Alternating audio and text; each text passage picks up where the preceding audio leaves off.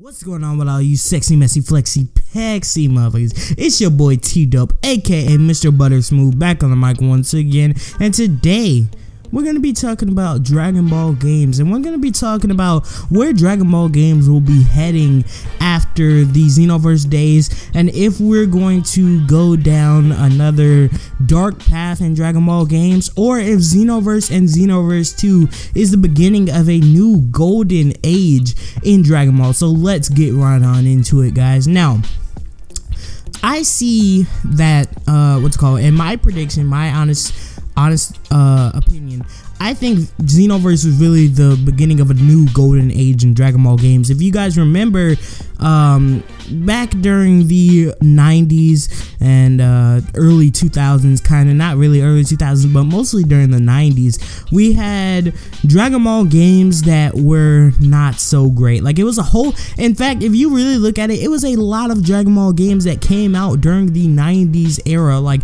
the late 80s, early 90s era. There were a shit ton of Dragon Ball games that actually came out during that time.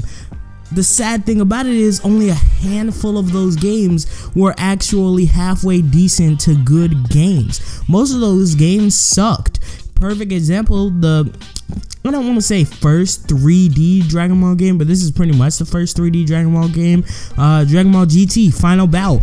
Terrible game. Like, a lot of people really didn't like it back in the day. Like, it's not even that it doesn't hold up today. It was just a terrible game even for back then, because a lot of people didn't buy the game. Like, that game sold like shit pretty much, and that's why it's so hard to find an actual physical copy of that game, because no one bought it, so there aren't that many copies out. So pretty much when Dimps was introduced and Atari got the rights to DBZ games, and Dimps was introduced and they created Budokai. Now, Budokai sold a shit ton. It's the third best-selling DBZ game to date, with Xenoverse being number 1, Tenkaichi 3 being number 2, and Budokai Budokai 1, my bad, being number 3 at 3 million, I believe.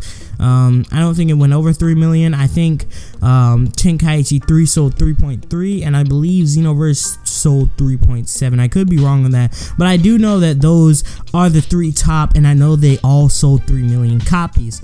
Now, Dimps pretty much ushered in the golden age of Dragon Ball, and we didn't until recently start getting crappy Dragon Ball games. I mean, look at it. The Budokai series 1, 2, and 3. Infinite World didn't sell very well, but that is a great game. I think Infinite World, even though it did change the Budokai formula in some ways, I think it really perfected the formula. Like it made it more open while still keeping the compact tightness of Budokai 3, and that just wow. But anyway, so I'm not going to talk about it. If you want to know what I think about Infinite World, you can go check out my Infinite World review, my series Was It Butter Smooth.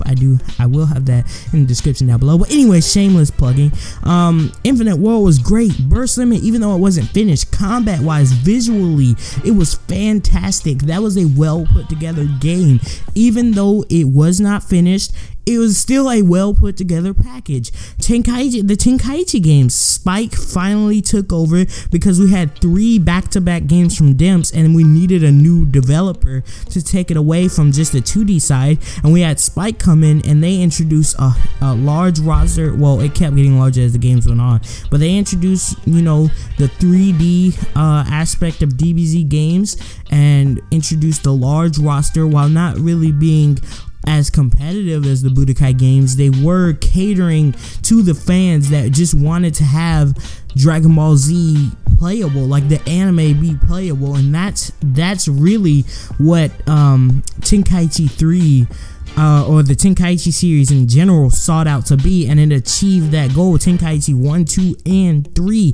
There's a reason that Tenkaichi 3 was the best-selling game until Xenoverse came around. And then we move on to the, going back to the PS3 360 era, Raging Blast and Raging Blast 2, both Raging Blast 2, not so much, but Raging Blast 1 was a fantastic game. Raging Blast 2 had a great combat system, but as a game, it was kind of but it was a fantastic combat system. That is the best Tenkaichi style game in my opinion. I love Raging Blast 2's combat.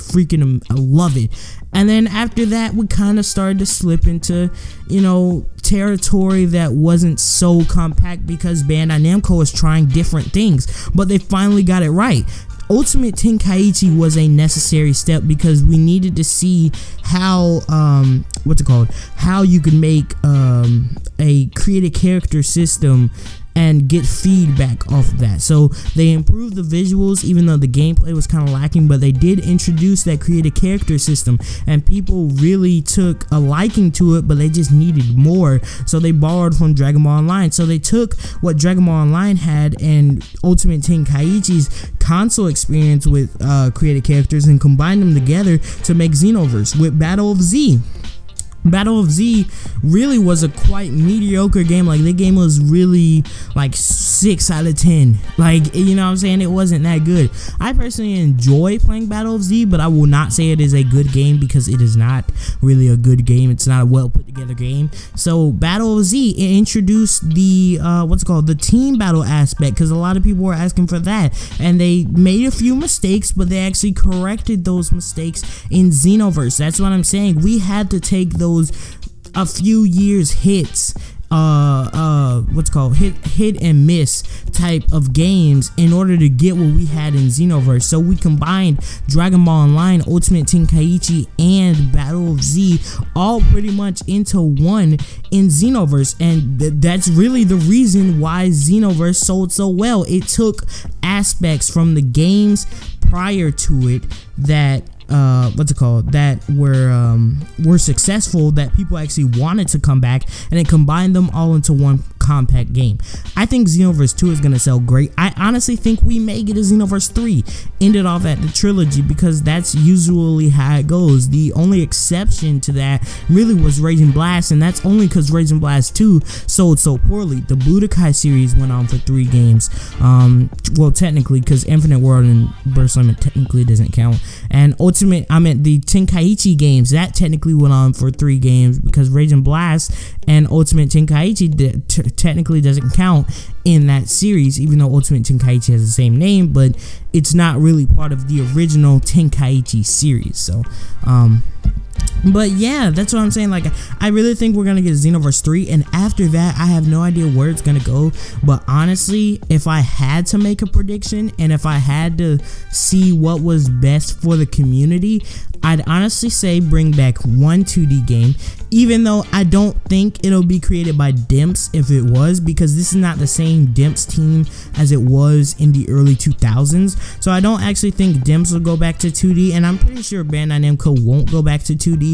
But if they want to make a shit ton of money, I'd say that make one 2D game and combine it with like all the elements that were successful in Burst Limit, Infinite World, and Budokai 3. Take all the elements that were successful, put them into one, or just make a completely different type 2D DBZ game. And I know they'll never do that, but that would be good for the formula. And then they may honestly make another Tenkaichi game. You never know. Like, that could be the next step. They might get Spike Chunsoft back and be like, okay, take a certain team that was part of Spike and have them kind of create another Tenkaichi style game. That would be the best route to go, but I honestly don't think they're gonna do that. I think what they're gonna do is, I don't know what kind of direction they're gonna go in, but they can't keep going in the Xenoverse direction forever. After 3 games, the series needs to be ended, because once the series gets to 3, the 4th, 5th, 6th, however many games are after that, they usually, not always, they usually tend to go downhill. So I honestly don't know if they're gonna go back to the old series, or maybe they're just gonna introduce an entirely new concept that we don't see coming. Honestly, if I were them, I'd honestly bring back Dragon Ball Online. Like, people would love a Dragon Ball MMO, and Dragon Ball Online, while I do know it is being back by the fans, if it was brought back by Bandai Namco, we'd have even better servers. Maybe they can add some stuff in, you know what I'm saying? Like, they could really do a lot with the Dragon Ball MMO. People would love it, but I doubt they'll actually do that. I don't know what Bandai Namco is gonna do, but let me know what you guys think. Do you think the golden age of Dragon Ball games is back once again? Do you think we needed to have that rough patch of games in order to get to the place we are now? Do you think after Xenoverse they're gonna bring back Tenkaichi or a Budokai style game? Do you think that's ever gonna come back, or how do you think the direction of DBZ games is gonna go in the future? Let me know all that stuff in the comment section down below. This has been your boy T-Dub, and I'll see you guys in the next video. Peace out.